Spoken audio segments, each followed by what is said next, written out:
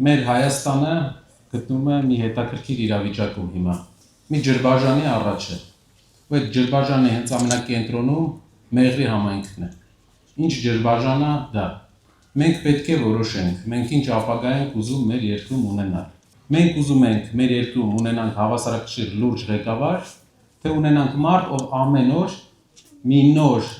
հետաքրքիր նյութով համաշխարհային մամուլին մեր վրա, չեմ ուզում ասեմ ծիծաղելու, բայց զարմանալու առիթ է տալիս։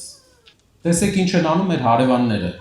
թուրքերը ինչ են անում, թուրքերը զարգացնում են իրենց նավատորմը, տեխնիկա են զարգացնում, ճանապարհ են բացում դեպի Չինաստան, ադրբեջանցիները ինչ են անում, կապում են Թուրքիայի հետ, ճանապարհ են ուզում, զարգացնում են իրենց տնտեսությունը,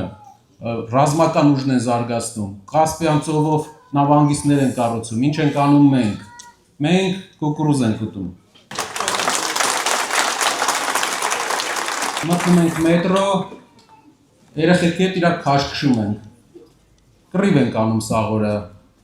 ինչ ենք անում էլի, այս լուրջ աշխարհի այս փոփոխությունների ֆոնին, իսկ այն ինչ որ մենք տեսնում ենք, այն ինչ որ կամերայի դեմն է, դրանից 8 անգամ ավելի բարդ հետևն է, մեջից ճանաչելով պետական ապարատը կարամ ասեմ, որ կամերայի դեմը հլը ամենավախենալու բաները չի տեղի ունենում,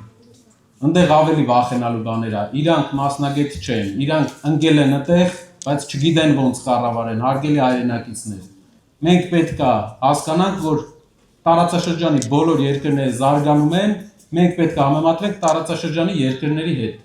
մենք չպետք է համեմատվենք մեր անցյալի հետ, 15 տարի առաջվա անցյալի հետ, դա է մեր ճանապարհը, համեմատենք Վրաստանի հետ, որը մեզ շատ առաջ է անցել մեզանից, ոչ թե մեր անցյալով մեր ժողովրդին վախեցնեն,